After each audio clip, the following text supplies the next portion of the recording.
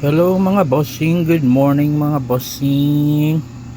Time check muna tayo mga bossing, 10:36 AM. Good morning mga bossing. Tingnan natin tong ano natin, one solar toroidal inverter, 3 kilowatt. Meron tayong 30% na load mga boss. 30% load.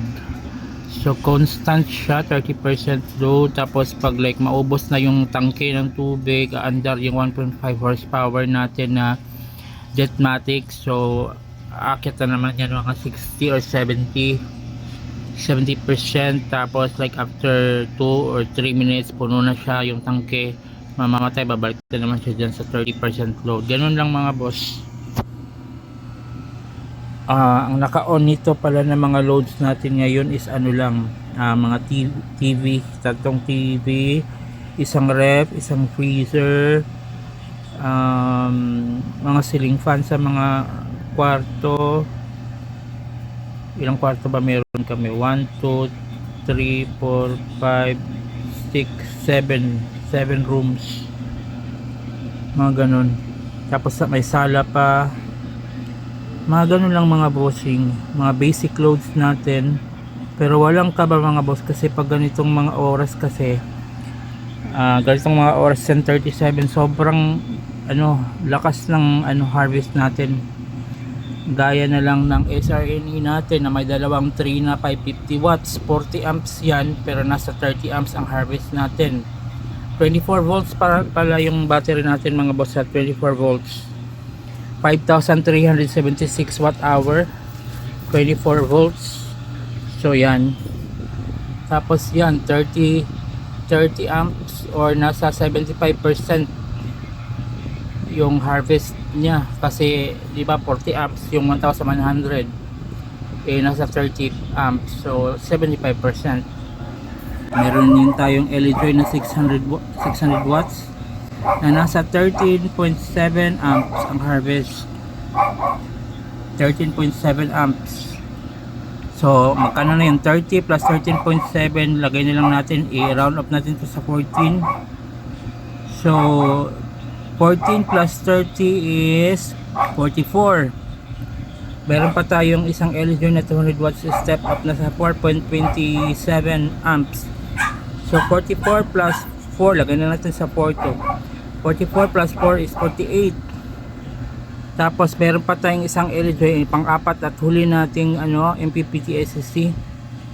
So 48 yun, di ba? 48 plus 34. 34 yung harvest natin ngayon sa LED 60 amps natin. Dalawang 720 watts GA solar panel na ka-series. So 48 plus 34, so 48 plus 4 is 52. 52 plus 30 is 82 amps total. Magkano yung 82 amps total mga bossing? Ilang watts yun kung i-convert natin sa watts? Wait lang ha. Gamit tayo ng calculator mga boss. Magkano yun? 82 times ano ba to? Nasa 27.3 ang voltage. 27.3, 82 times 27.3 mga boss yan 82 times 27.3, 2,200 ano yan? 2,238 watts ang pumapasok sa battery natin gamit ang ating apat na MPPT SCC. Sabay-sabay nagcha-charge sa isang battery. I mean, considered one battery lang naman to mga boss, kasi di ba 8S2P, 16 peraso, 8S2P, 24 volts, 210 AH, considered as 5,376 watt hour. Isang battery lang yan, pero sabay-sabay naka-charge ang apat natin na MPPT SCC. Paano naging apat? Pinarallel lang natin to mga boss, parallel. Buksan natin ito ulit ha.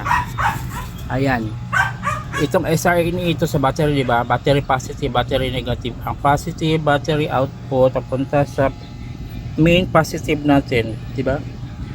Ang battery negative output papunta sa negative natin na main. Oh, yan. Ganun din ang sa ano natin, LG 60 amps. So, ito yung papunta sa battery. Yan. Sa positive. Sobrang higpit yan mga boss, huwag kayo mag-alala. Tapos ito ang negative. Sa main negative. Ito yung sa SRNA. Ito yung sa LG 60 amps. SRNA LG 60 amps. Ito sa inverter, papunta sa inverter. Ito positive papunta sa inverter. Ito positive papunta sa negative papunta sa inverter. Nakita nyo kasi dito mga boss, di ba 8S 2P, so dalawa 2 nakaparallel. Pero itong klase ng battery kasi natin mga boss is apat yung ano, per isa is dalawa. Di ba ang ganda, dalawa. Kasi napaka premium ng battery natin na ginamit. EVE pala to, EVE LF100LA. Nandyan sa ano, showcase ko or dyan sa baba kung saan ko sa pinost ng video na to, makikita nyo dyan yung battery na ginagamit natin. Ito yung pinaka premium na battery na 105 EH kada isa. So yan mga boss, apat. So diba? So ito yung sa SRNA 40 amps sa inverter natin na 1 solar 3 kW 24 volts toroidal inverter. Ito yung sa ano natin sa LG 60 amps. Makikita niyan sa positive is dalawa ang ginamit natin na 12 AWG.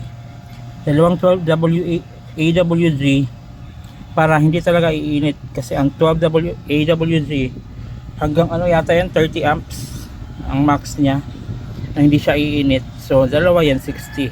Goods na yan. Positive, negative, di ba? Yan.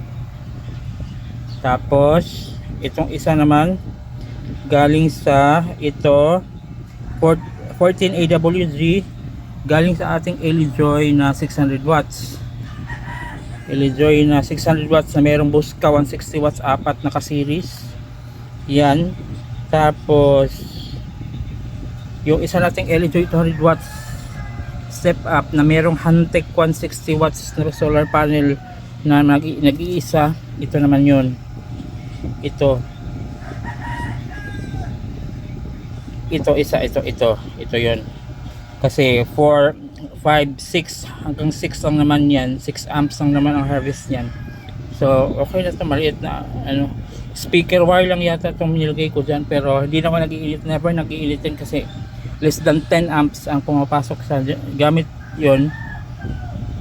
Pero ito makita niyo, papansin nyo, dalawa to.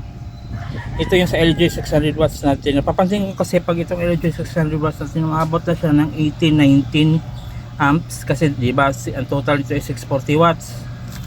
640 watts ang panel nito. Pag tutok ang araw talaga, umabot siya ng 17, 18, 19 amps, ganun. So medyo napapansin ko na itong isa lang, itong number 14 AWG, medyo umiinit yung wire. Kaya nagdagdag ako ng isa na pinarallel ko lang din sa output ng positive na ito. Yung old lang na wire na hindi na ginamit extension wire namin, yan ang ginamit ko. So kinuha ko lang dyan, bali dalawa na, parang ito na din, parang sa LG 60 amps natin dalawa. So nung nilagay ko to, itong additional na ano, positive na output wire ng LG 600 watts, hindi na siya nag-iinit, never na. Pero yung dito sa ano, sa negative na 14 AWG, hindi ko na siya nilagyan kasi hindi siya nag-iinit. Hindi ko alam bakit hindi nag-iinit ang negative, ang positive ang nag-iinit. Baka kasi magkaiba kulay sila, di ba? Baka makapal ito pagkagawa. Number 14, ito medyo manipis siguro ito pagkagawa. Hindi ko alam. Kasi yun ang napansin ko, medyo nag-iinit ang positive. So nilagyan ko ng isa, hindi na siya nag-iinit. So yan. Tapos ito naman yung sa negative ng 200 watts LG So yan mga bossing, kita nyo yung mga wires ng iba dyan, yung pula, yung blue at saka itim, ito yun sa active balancer natin. Yung blue active balancer 1 amp, smart active balancer yan, nakikita may bluetooth yan. Ito yung sa black 10 amps yan, hindi siya smart.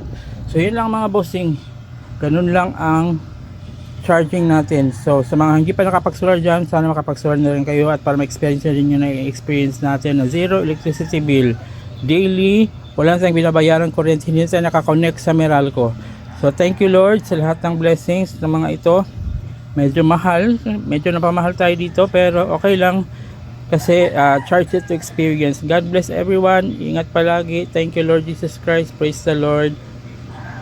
Have a great day everyone.